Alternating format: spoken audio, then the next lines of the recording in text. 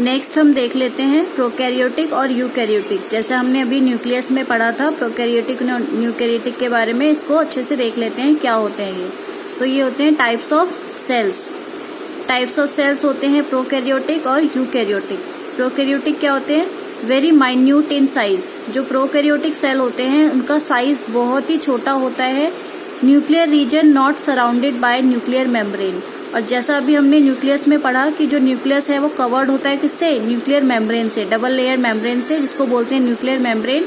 उससे कवर्ड होता है, सराउंडेड होता है। लेकिन प्रोकैरियोटिक सेल में ऐसा नहीं होता। न्यूक्लियस जो है वो सराउंडेड नहीं होता न्यूक्लियर मेम्ब्रेन से, means nuclear membrane is absent. मतलब प्रोकैरियोटिक सेल में न्यूक्लियर मेम्ब्रेन होता ही नहीं है। ठीक है। Single chromosome present. और क्रोमोसोम्स जो होते हैं वो कैसे होते हैं? Single. Only one chromosome present होता है किसमें? प्रोकैरियोटिक सेल में। Example bacteria. जितने भी बैक्टीरिया हैं उसमें न्यूक्लियर मेम्ब्रेन नहीं होता और क्या होता है? सिंगल क्रोमोसोम्स होते हैं। ठीक है। Second one is eukaryotic cell. Eukaryotic cell होता है लार्ज इन साइज, साइज इसका बड़ा होता है। और nucleus surrounded by nuclear membrane. जो न्यूक्लियस है वो न्यूक्लियर मेम्ब्रेन से सराउंडेड होता है, घिरा हुआ होता है चारों तरफ से। More than one chromosomes are present. और इसमें एक से ज्यादा क्रोमोसोम्स प्रेजेंट होते हैं। ठीक है। Amoeba, human, animals, plants etcetera. और इसके एग्जाम्पल क्या है यूकैरियोटिक के? Amoeba, human, animals, plants etcetera. ठीक है। This is all about prokaryotic and eukaryotic cells. अब आपकी बुक में लाइंस जो हैं वो रीड कर लेते हैं। The nucleus has a double layered covering called nuclear membrane. The nuclear membrane has pores which allow the transfer of material from inside the nucleus to its outside, that is to the cytoplasm, which we will talk about in section 5.2.4.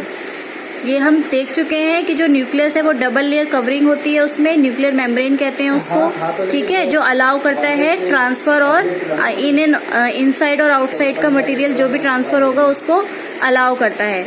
ठीक है। Next, the nucleus contain chromosomes. Nucleus के अंदर chromosomes होते हैं which are visible as rod shaped structure.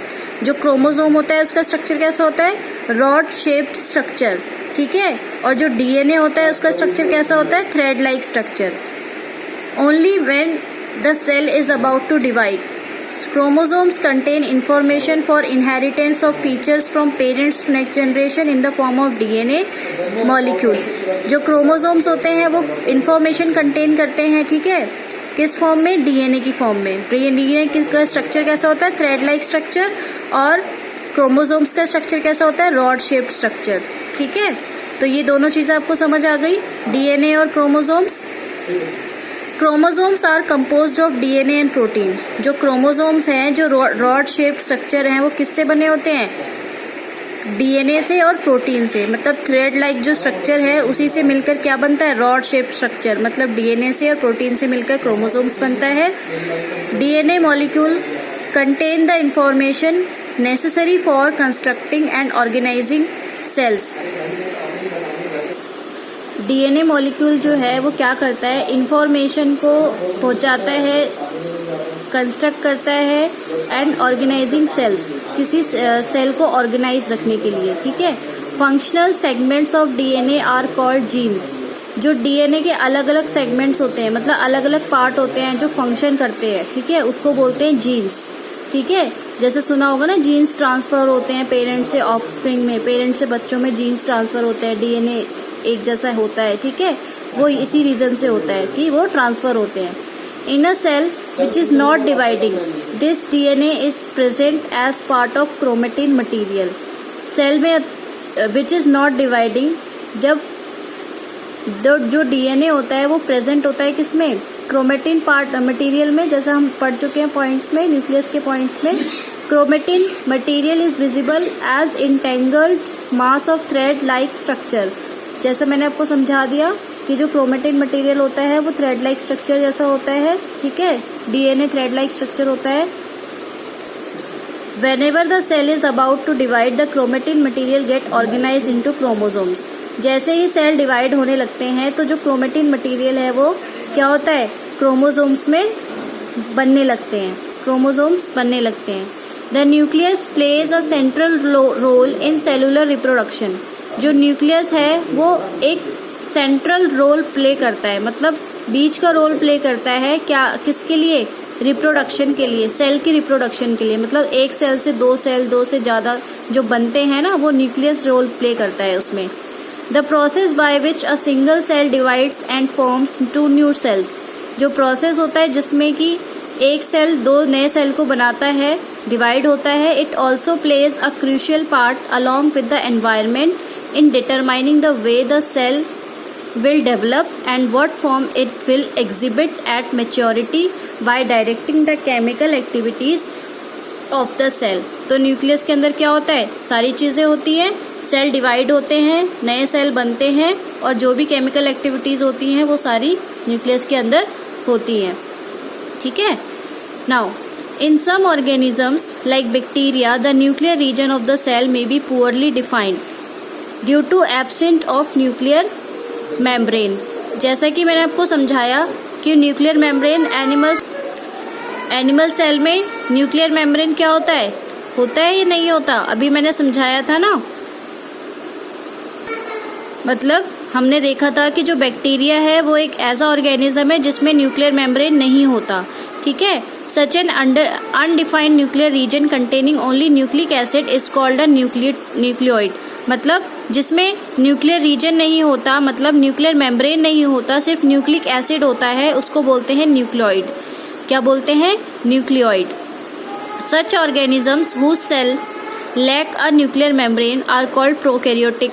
अभी हमने पढ़ा कि प्रोकैरियोटिक क्या होते हैं, जिसमें न्यूक्लियर मेम्ब्रेन नहीं होता। ठीक है। प्रो मतलब होता है प्रिमिटिव और प्राइमरी, और कैरियोटिक मतलब कैरियन और न्यूक्लियस। ठीक है। Organisms with cells having a nuclear membrane are called eukaryotic। और वो ऑर्गेनिज्म जिसमें न्यूक्लियर मेम्ब्रेन प्रेजेंट होता है उसको क्या बोलते हैं, यूकैरियोटिक। प्रोकैरियोटिक सेल्स फिगर 5.2 में देखते हैं।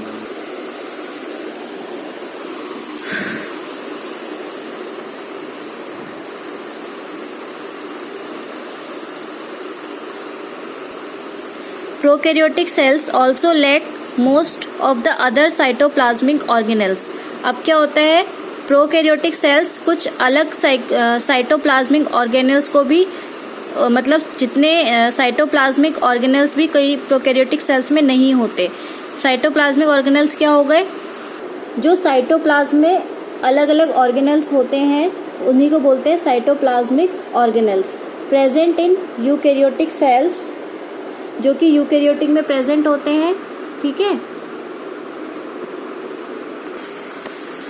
इसको हम दोबारा से रीड कर लेते हैं एक बार। प्रोकैरियोटिक सेल्स फिगर जैसे हमने देखा 5.4 में, also lack most of the other cytoplasmic organelles present in eukaryotic cells. मतलब प्रोकैरियोटिक सेल में कुछ ऐसे ऑर्गेनेल्स भी होते हैं जो नहीं पाए जाते हैं, जो कि यूकैरियोटिक सेल्स में होते हैं। Many of the functions of such organelles are also performed by poorly organized parts of the cytoplasm. See section 5.2.4। इसको हम नेक्स्ट पार्ट में पढ़ेंगे। साइटोप्लाज्म जब हम पढ़ेंगे तो अच्छे से समझेंगे कि क्या कहना चाह रहा है ये। द क्लोरोफिल और इन photosynthetic prokaryotic bacteria is associated with membranous vesicles, bag-like structures, but not with plastids as in prokaryotic cell, section 5.2.5। plastids और हम साइटोप्लाज्म जब अच्छे से पढ़ेंगे तो हम इसमें समझेंगे कि ये वाला जो पैरा है वो क्या कहना चाह रहा है। ठीक है। So this is all about nucleus.